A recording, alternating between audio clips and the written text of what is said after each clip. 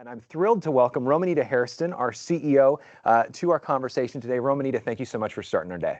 Thank you so much, Colby, for the great introduction. And thank you to everyone who has joined us from your homes and offices around the region. We're delighted to have you with us and so grateful that you would give us our time to join with us for Founders Day this morning. Thanks, Colby. And Romanita, Founders Day always has kind of a special significance for you in your tenure because you actually started with the Trust 2 years ago at Founders Day. As we're looking back at like the last 2 years and we're looking ahead, would love if you could just start our day with some reflection on kind of where we've been, where we are, what we've done, and where we're going. Thanks, Colby. Appreciate the question. And it is lovely to have started on Founders Day. I feel quite a connection to Jack in that starting. And this time of the year is always really special for me. You know, when I think about when I came to the Trust, I came to an organization with a rich history, right? We're on the eve of our 50th birthday for all those who don't know. And when I came, the organization has such a rich history of service and impacts in the region, built on the legacy of Jack's life and mission that has been stewarded over that time. And that mission is committed to this notion of being a capacity building organization, right? Using all the resources that we've got in service to organizations to help them lift up the common good and to impact human flourishing. And that is such a gift to be a part of. And I think the organization over the past 50 years has had that sense of deep listening in the places where we serve, walking alongside of organizations and celebrating the impact of the service that they have achieved. And so that's what I came into in the question of where have we been.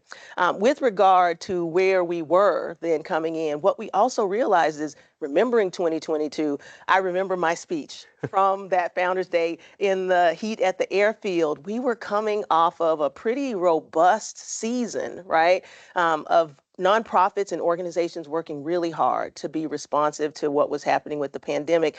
And what we realized is in the legacy and history of Jack Murdock, we had an opportunity to innovate. We had an opportunity to grow, and we had an opportunity to improve our service. And so at the turn of 2022, we began the work of reflecting on what can we do to improve our service in the Pacific Northwest and continue that spirit of innovation that Jack had in his work. And so we began doing that, and the work over the last 2 years has been redefining our sector strategy, which we're going to hear about today, and living into a continued legacy of impact. And so that's what we have been up to in the past 2 years. And we're actually going to, a little teaser for our audience, this afternoon around lunchtime, we're actually going to have a deep dive into what we called Project Phoenix, which was the background of that work that was done over the last 12 to 18 months, kind of how it actually came together. But as you're looking ahead, everyone wants, what's the vision? What's the 5-year? What's the 50-year? As you're looking ahead, without getting too deep in the weeds, but what are you looking at ahead for the Trust? Yeah, so without kind of, when we talk about the marketing statement, right, of a vision statement, but more about the impetus of what motivates us for the future, we want to continue to steward donor intent well. And so I want to take a moment to say a couple things that I know about Jack that influence where we're going to go and why we talk about what we do. Jack was an innovator. Jack continued to look for ways to make things better, from the founding of his company to the rollout of almost 200 companies from Tektronix, which is what I read when I study the history of Jack. He started a university inside of his company and then helped to launch what is a part of a university that exists today, right? An amazing spirit of looking and seeing a need, responding to it. There's a quote in an article about him that says, Howard was an inventor and Jack was an inventor in unleashing the passion and purpose of people. So when I think about the next 5 years or the next 50 years, what I hope when people think about the Trust 10 years from now, 20 years from now, 50 years from now, they will say it was an organization committed to its values. It was an organization that stewarded donor intent well. It was an organization that unleashed the passion and power of organizations to utilize their capacity to impact the common good, and to see human flourishing. And human flourishing is a big word. So I'm going to take a moment and just talk about what are we thinking about when we talk about the common good and human flourishing. We want people to be able to live lives of meaning and purpose. We want them to have the ability to contribute to their families, their communities, and society as a whole we want people to recognize and see the human dignity in others. And so when I think about living into the legacy of Jack and what will happen 50 years from now, we're going to come alongside organizations to build capacity to do just that. And I think one of the best things about the season that we're in now at the Trust and the spirit of innovation and stewarding legacy is that we're looking at capacity as everything we do. We want our grants, our initiatives, our convenings, and our programs to contribute to organizations helping people to live lives of flourishing. One of the things that you really stress in there is the idea of legacy. And you talk about how, Jack's mission and work, how that's influenced 50 years, how that's influencing now, and how we want to continue that on. Now, the Murdock Trust has a board of 3 trustees who are responsible for that organizational legacy and stewarding Jack Murdock's donor intent on a generational scale. How do we move from 1975 to 1995 to today and beyond? And it is my pleasure to welcome those 3 trustees to join us now. I'd like to welcome our trustees, John Castles, Jeff Grubb, and Jeff Pinio. Gentlemen, welcome to Founders Day. Please join us. Have a seat. Now, John, I'd love to start with you. You have perhaps the most direct connection of any current member of the trust to Jack Murdock. Your father was Jack's personal friend. He was one of the original trustees. He served on the board for many years. You yourself knew Jack growing up. You have been a trustee for about 3 decades now. Would love if you could start us off by reflecting on the vision of the trust that Romanita just summarized and how you see Jack's legacy reflected there and into the future. Thank you, Colby. I was privileged to know Jack personally. He was a mentor for me and an inspiration in my desire to become a pilot. And I think that was evident by his entrepreneurship, his innovation, and his love for people. So the thing I recall about Jack is that he was very humble, very self-effacing, didn't want the spotlight on himself, but rather on others. And he created a culture at Tektronix that really valued people, and he wanted to draw out the best in employees of the company and allow them to really contribute, to the common good of the company and make the best products in the world and things like that. So I was fortunate to learn a lot from him, and found him very inspirational, very friendly, very helpful, but very quiet as well. And so I think it's humility that is important. The main thing that I think we've tried to emulate and help lead with our culture and so forth. So in terms of his legacy, the Murdock Trust has done a really fine job for 49 years in grant making. We also have a responsibility for investment management to steward our resources. And so it's incumbent upon me and my 2 outstanding co-trustees to remember the legacy of Jack, who he was, what he meant to this community, and how interested he was in people. And so we do the same thing here at the Trust. We value our staff, and by taking care of them, they can help take care of our communities that we live in. So again, it's going to be business as usual going forward. I don't see much change in the future for the work that we do because it's pretty simple. We want to honor the original donor intent and the values of our benefactor and just hire an outstanding staff. Romanita has brought excellent leadership and experience in that regard. And so for us, it's going to be business as usual going forward. Excellent. Jeff, anything you'd like to add about Jack's legacy as kind of 2 individuals who've been steeped in the work of the trust for many, many years, but perhaps, didn't have the direct connection that John did? Well, I think that, as John said, that concept of what was the intent of Jack Murdock in setting up the charitable trust, as I think that some may know, Jack set this up very shortly before he unfortunately passed away. Mm-hmm. So this isn't a document that had decades. It was only several months or a little over a year that he had it. And he picked 3 individuals that were his close friends, confidants, to be the original trustees. That document didn't include a lot. But so what we're trying to do in terms of interpreting what that document was is go to the principles, go to the values, go to the sort of individual that Jack was, and then try to figure out how do we make the decisions that Jack would make if Jack was alive today. He actually said in the document that things are going to change. And they certainly have changed over the last 50 years. We can all acknowledge that. But if you go back to the values, as John said, the principles he's established, and the trust has done a fair amount of research on Jack's life. We got John firsthand, but we won't always have that, and we're going to need to go back to that so that hopefully future trustees and staff can do the same of looking at those values, looking at those principles, and in a changing world, apply those so that it's not the same thing you're doing, but it's with the same values and principles.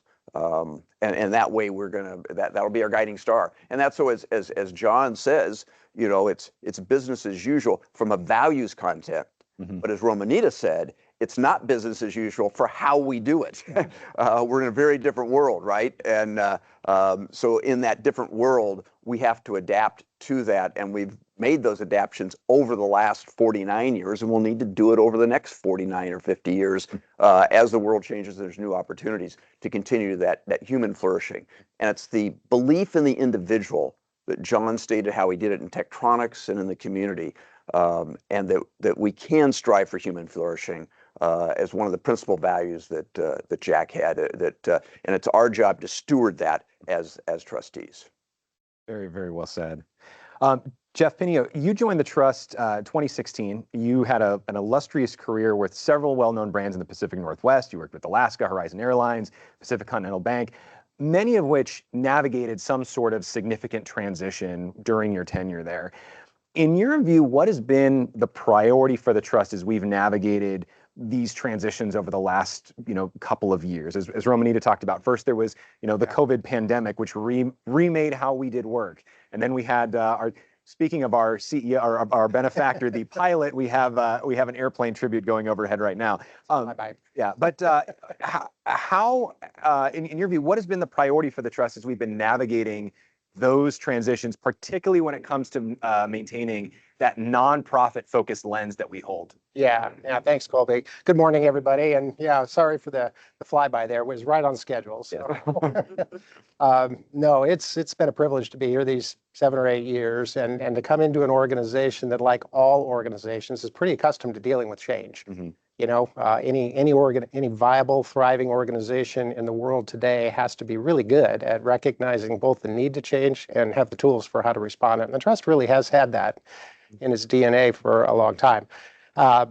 If I step back from, all of that and think of all of the changes in that season that have sort of instructive or even inspirational qualities, there's 3 that come to mind. The first, and the 3, I would label them the where, the who, and the what, or the how. I'm sorry, the where, the who, and the how.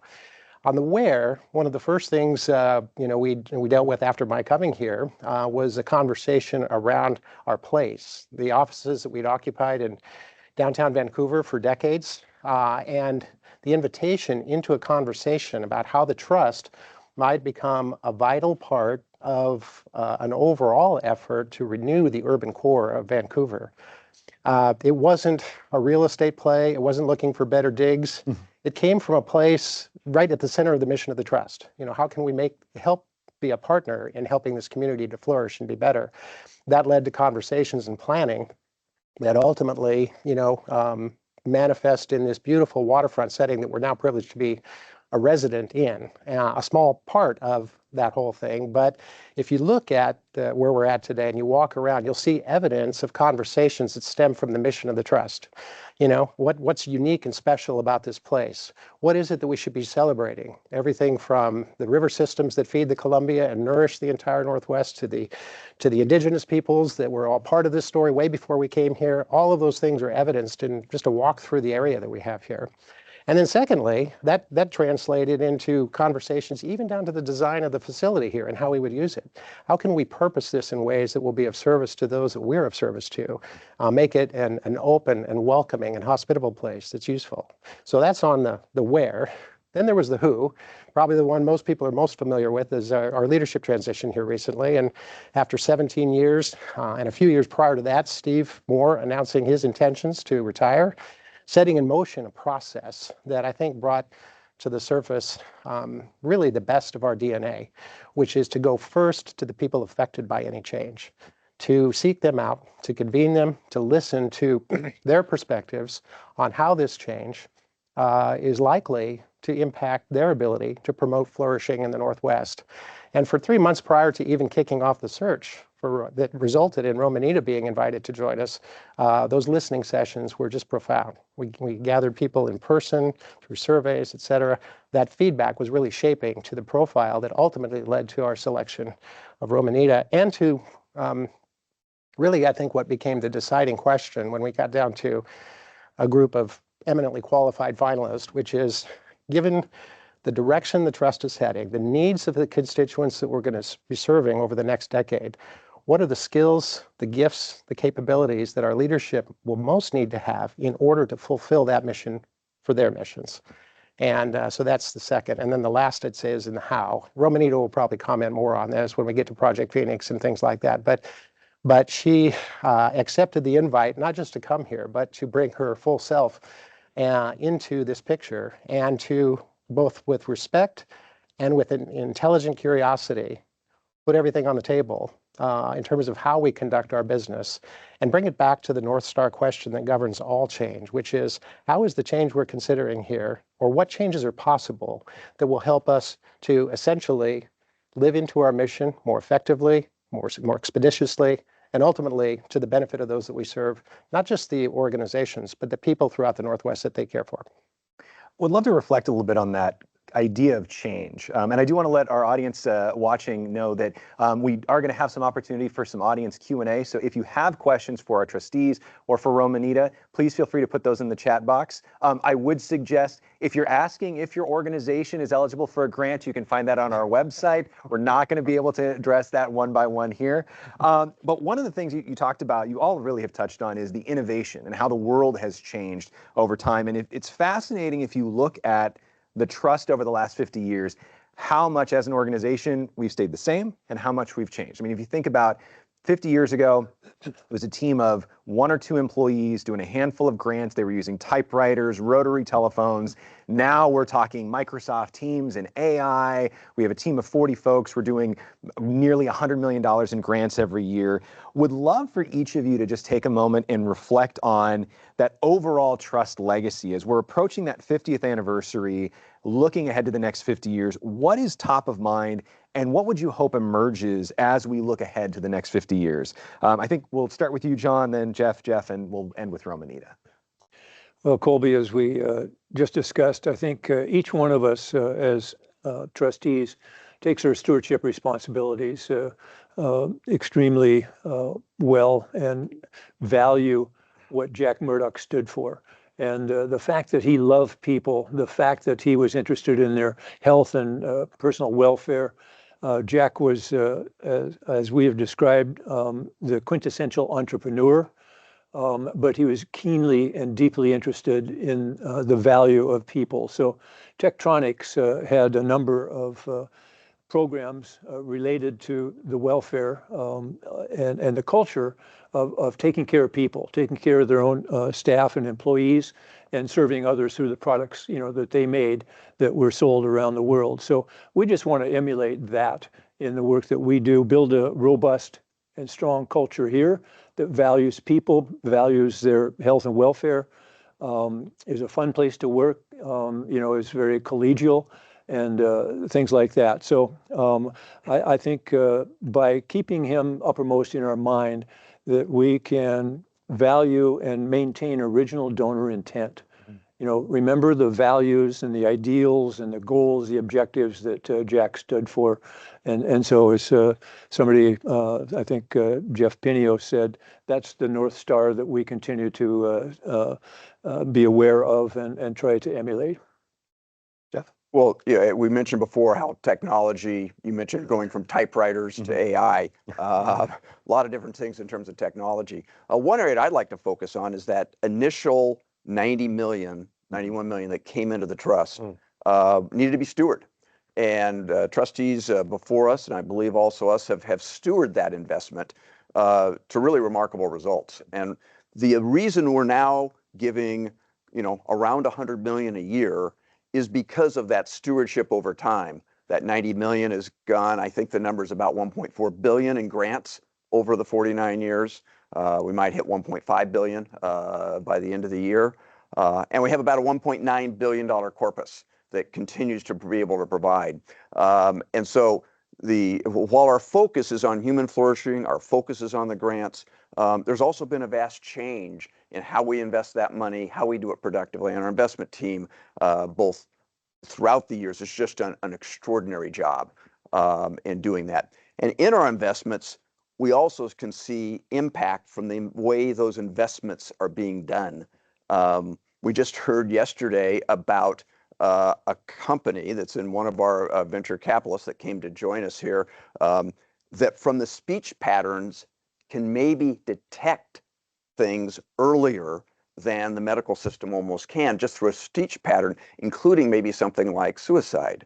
And so you think, well, if that could really be developed, that's an innovation that if you're on a suicide hotline, to be able to put some intelligence like that. And that's the sort of thing that our investments are creating, in addition to incredible returns, as I spoke of. So that's one of the changes I think that's come, and it's allowed us to have the resources to have this incredible facility that Jeff talked about, to have the staff that then is able collectively to do the common good. Yeah.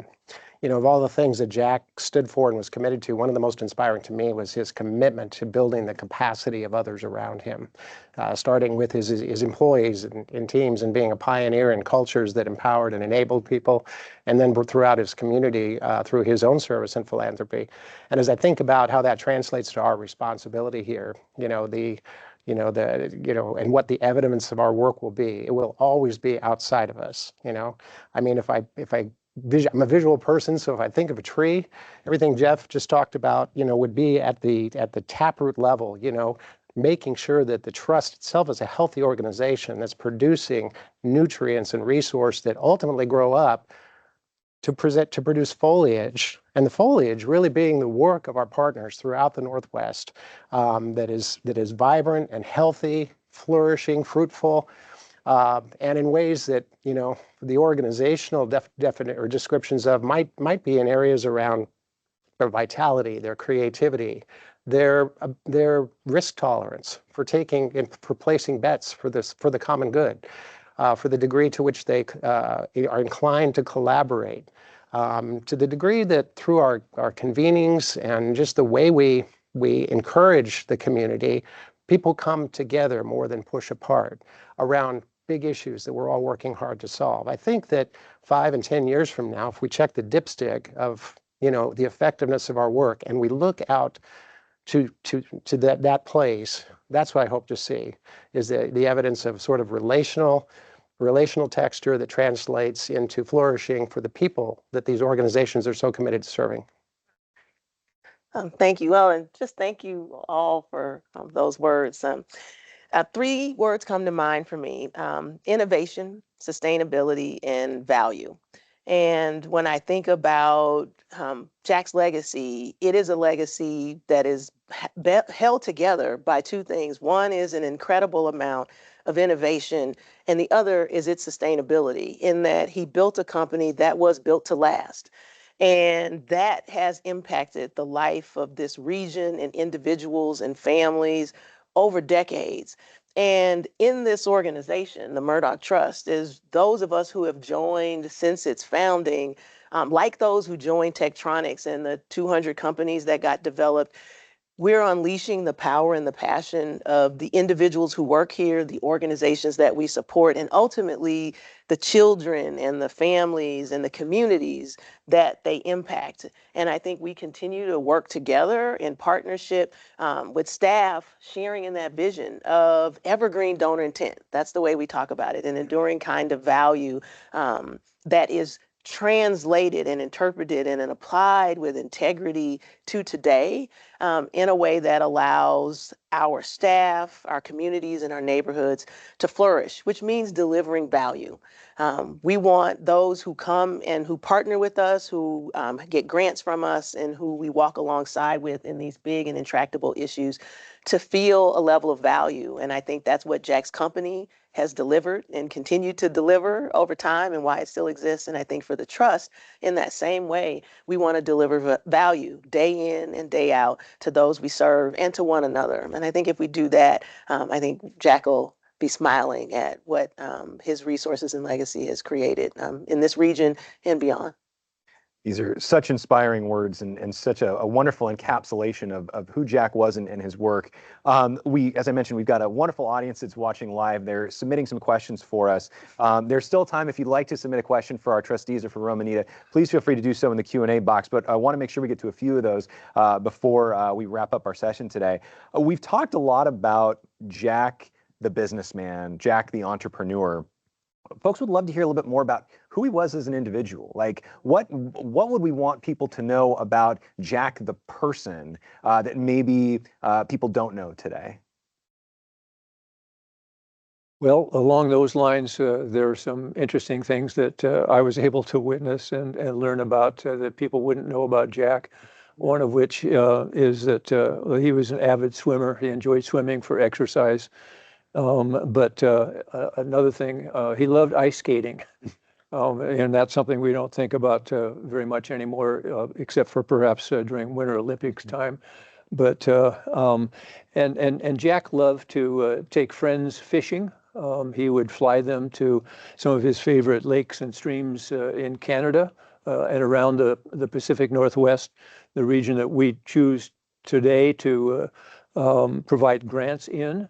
And it was the founding trustees, including my father, that selected the 5-state region of the Pacific Northwest, in which Jack Murdock did business through not only Tektronix, but also through agricultural companies that he owned, through operating companies, and his love of aviation. Mm-hmm. And so Jack loved the outdoors. He loved hunting and fishing. And again, the thing that there are a lot of private things that people wouldn't know about Jack because he was a humble man and had a good sense of humor, loved people, and wanted to, again, live a quiet life and not have the spotlight on him, but rather on others. So I've got a fun little anecdote that I don't even know if it's in our archives, and it's come from people that lived in Vancouver. Jack lived in Vancouver, had a house just a little bit, probably 2-3 miles from where our trust offices are today. And I've had people say that on Halloween, they always loved going to Jack's house. Because if you recall back there, right now you get the little minis and then maybe someone gets a regular. Well, there's a king size candy bars. And Jack always gave out king size candy bars. That's what I like to hear. And it speaks to generosity. Yeah. It speaks to, reaching out to folks. He could easily have, that house, he easily said, hey, my lights are off. I don't want to do it. As you say, he's a humble, he was a single man. He's a bachelor his entire life. I don't want to involve with this. And instead, he took the opposite approach to the community, the children that were in his area, of saying, okay, I'm not only going to be generous, I'm going to be king size generous. And I think that sort of generosity is his part, and it ended up in how he said his estate plan. His generosity was to, give what ended up being the Pacific Northwest, but give the M.G. Miracle Trust, Charitable Trust, basically all of his assets that's now benefiting today. And we are getting those king-size candy bars, although we don't have to go knock on his house on Halloween. Yeah. You took my story, and I'll tell you where I first heard it, and she's watching today, is my wife. My wife grew up a few blocks from what was called the Murdock Mansion, and she never met Jack at that time, because he was pretty private and all of that. But yeah, she tells the story the same way, that the word was out on the street that you got to make sure and go to this house and come back happier for us. I have something I learned about Jack personally, that he served our country, and that he was very committed to the ideals of what it means to be a democratic nation. And I was talking to Lynn Swanson, one of our retired trustees, and I was talking to him about things that he knew and thought about Jack. And he said, I can tell you one thing I knew for sure. Jack believed in this country, and he was committed to serving it. So. Yeah. And he chose, if I'm not mistaken, John, the Coast Guard, right? He enlisted in the Coast Guard. And what I see in the rhythm of his life is a love for water, a love for just being around places where water matched it with aviation and flew float planes and all of that. Yeah, that resonates, I think, with people in the Northwest too. Yeah. I also find it interesting how so many of Jack's personal passions connect to our grant making today. John, as you mentioned, he loved the outdoors, and that feeds into our desire to fund natural resources and conservation, and his passion for civic engagement and community service, which we'll be talking about as well, which is just another wonderful way that his spirit lives on in the hallways here. Well, and just to amplify that, maybe you'll get to it, Colby, but he was an early advocate of mental health. And from the very first days, we're talking 50 years ago, mental health is obviously on the headlines today. It wasn't on the headlines 50 years ago, but the trust was there, and that comes right from Jack, a passion about people's mental health, both as his employees and also the community. And 50 years ago, just building on that, mental health had a stigma that it doesn't have nearly as much today. Jack's leaning into that exhibits, I think, an independent courage, to tackle important, tough stuff, irrespective of how it might be viewed and all that. Is that Very much so? Yeah, he was an early supporter of the Menninger Foundation in Topeka, Kansas at the time. Doctors Carl and Will Menninger were the premier psychiatrists in the United States, focusing on the issues back in the day of mental health. And we see today the imprint of that and Jack's legacy in the work that we do in supporting so many humanitarian organizations and healthcare organizations that, again, reflect his values and his personal interests. So I hope that people will understand and can appreciate the fact that we have honored Jack's legacy, his values, his name in all the work that we do. He was unique in that he was one of the first people to understand the impact of the individual and the health of the individual, how that contributes to the health of the community, contributes to the health of the region, and also professionally, like with his employees even, that he understood if he took care of them from a health and mental health perspective, that was better for the company as a whole as well. Yeah. Let me build on that, Colby, because at Tektronix, he established several things, one of which was the very first corporate profit-sharing plans. And employees at Tektronix were paid well, but they also were paid above and beyond because they shared in the profits of the company. And so they had an ownership mentality and really being engaged and empowered in the decisions that were being made. They also had a representative form of government where area reps, representative from different areas of the company, were allowed to come together frequently in giving feedback to management and leadership and what have you. So again, that illustrates his desire and emphasis on health and welfare of the people and the employees of the company. One of the things, Jeff, that you actually we were talking about this actually yesterday was about the idea of the number of organizations that are known to the trust versus that are new to the trust. We have a question from our audience about how the trust approaches established nonprofits versus emerging nonprofits. Would love, Jeff, Romanita, if you could speak a little bit to how we think about our existing, because we're a very relational organization, it's one of our core values, but how we look at growing and expanding that to welcome new people. Well, I think the comment I made the other day was to a friend that came up and said, Jeff, how much of what the trust does, you've been around for 49 years, you must just constantly fund the same organizations over and over again. And to his surprise, I said, around 25 to 35% of the grant requests we look at every grant meeting are new to the trust. And we are trying to reach out to folks, and maybe there's some people on the line right now that have never made a grant request. And we have rules. You've got to look at what we do, and go to our website for all that. We like them to be in business 3 years and such. So there's some criteria we have. But we're out there, and our doors are open to help those new organizations as well as those that have been around for 100, 150 years. So we want to support both. But it is surprising how many new organizations we're funding every year that even though we've been in business for 49 years, we've not funded them before. And Romani, maybe you have some statistics more on that. Yeah, no, it is. It's roughly 30% of the organizations are new each year. And to the person who asked the question about how do we think about that, I think it's an issue of accessibility. And one of the things that I think comes alongside of having 30% of the organizations be new is the fact that we're open 24 hours a day, 7 days a week. We don't have application periods either. Organizations are invited and welcome to go on our website, learn about what we do. We try to put all the guidance out there. I think we have a very innovative and forward-looking view on how we want to make our work accessible to you. And that is around the notion of we want you to be able to get the information you need online to understand who we are and how you can think about your eligibility for a grant and to be able to do that work yourself. And so I think there are two values there. It's the value of an open door, but it's also the value of accessibility and knowledge. And so sometimes I say to folks, you'd do better to go to the website before waiting to call one of us. But on the backside of that, we also have folks standing by when there are questions. We take your calls to answer them to ensure that our grantees and potential grantees have the best experience possible in working with the trust. Excellent. I think we've got time for about 2 more questions before we need to wrap things up. We touched on this a little bit in kind of the living in the post-COVID world and the unique transition that we've all gone through over the last 4 years and the 2 years prior.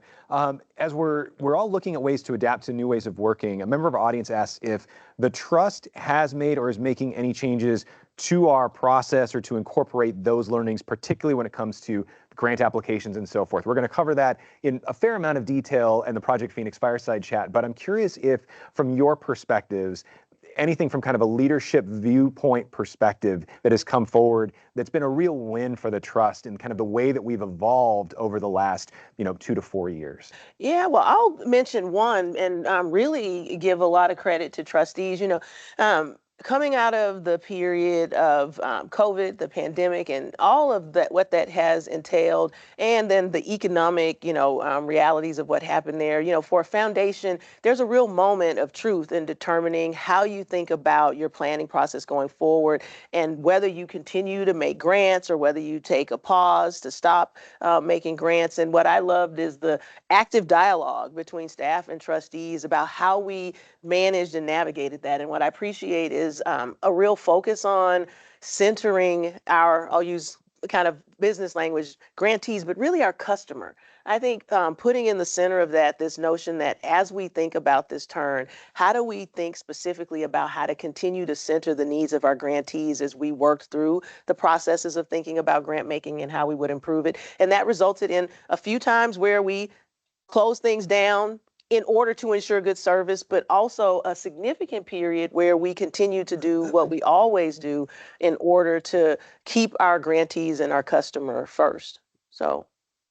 Yeah, I building on that and reflecting on that time, I remember several times where we became aware of both the strength and the handicap of our own traditions because circumstances disrupted the normal way of doing things.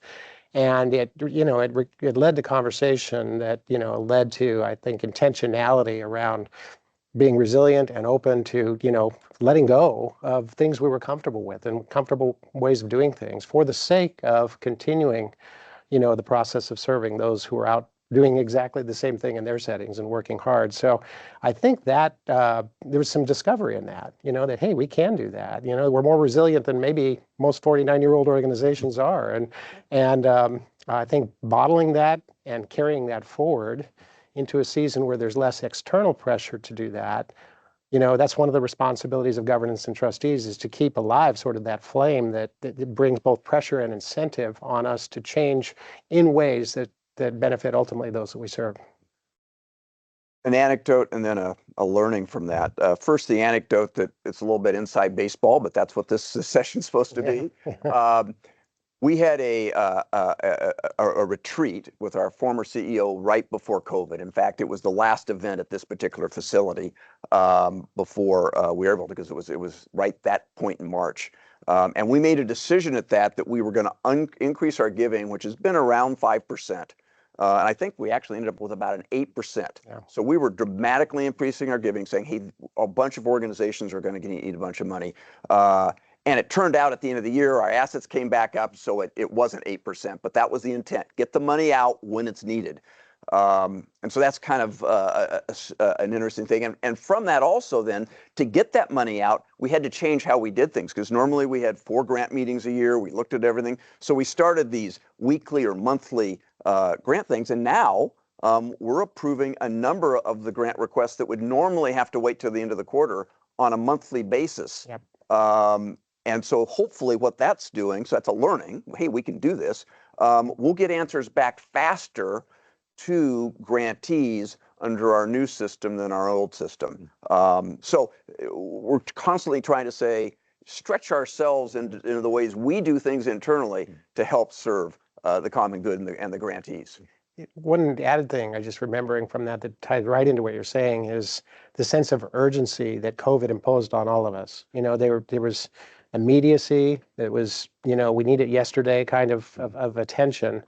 And coming out of that, I think, you know, the healthy rhythm that I hope we carry forward is a sense of sort of self-imposed strategic urgency, that there's something in our step that when we get out of bed every morning, we're aware that people are counting on us to show up, to bring our best, to keep things moving as quickly as we can for the sake of getting help and support out to where it's most needed for the sake of the communities. And I think that's something that's just healthy to remind each of us here, and we see it. We see it in the life of the trust, you know, people leaning into the work of others, and that's something that I think we need to work hard to steward. So, yeah. And I will just summarize by saying that I'm particularly pleased that we did rise to the occasion and our staff put together what we labeled emergency COVID grants. And we overlaid that on top of our traditional grant making program. So we didn't stop making traditional grants and looking longer term, but we recognized the immediate needs of our constituents and the people that we serve. And so we wanted to help art organizations, for example, keep their doors open, keep their staff employed.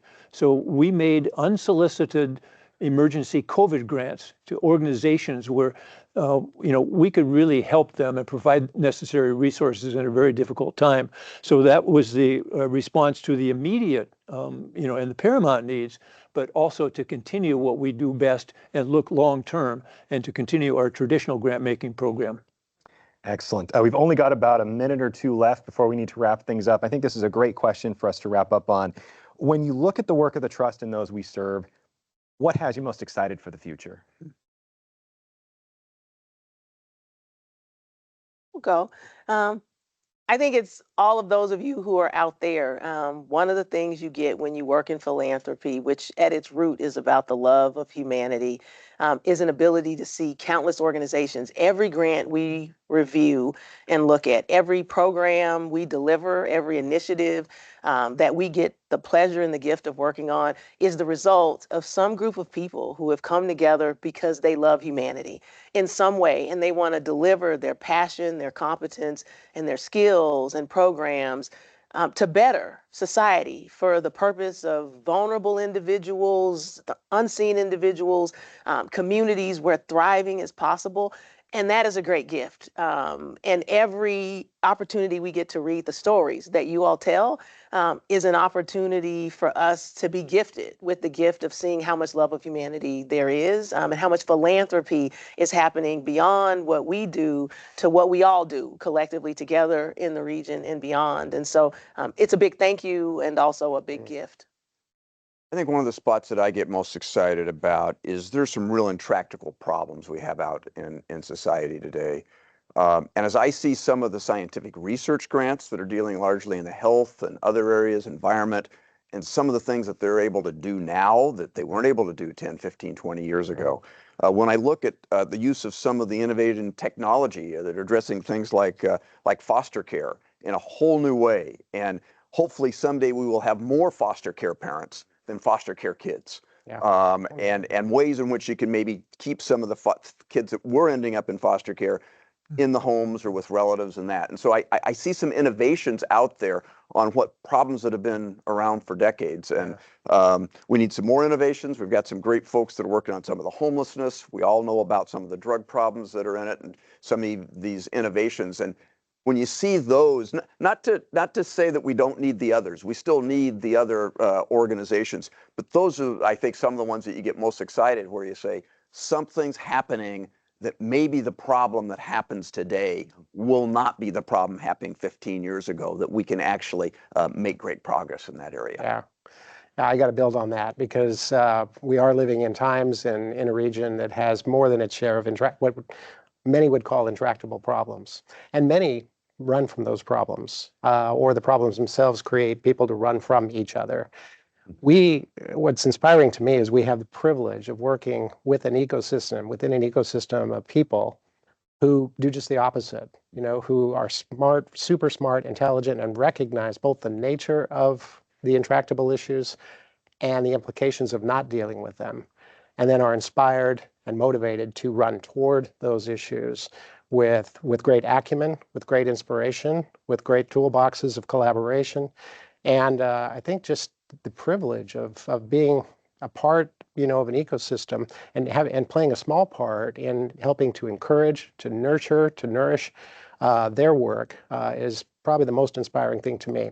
Anytime we gather in person and we get these leaders all in a room, I just come away just shaking my head. What an amazing group of leaders, self-sacrificial, working tirelessly on problems that, are probably thankless in many ways for their efforts. But at the end of the day, everyone benefits from their efforts. And so I'm just very proud of that and inspired by it. And John, we'll close with you.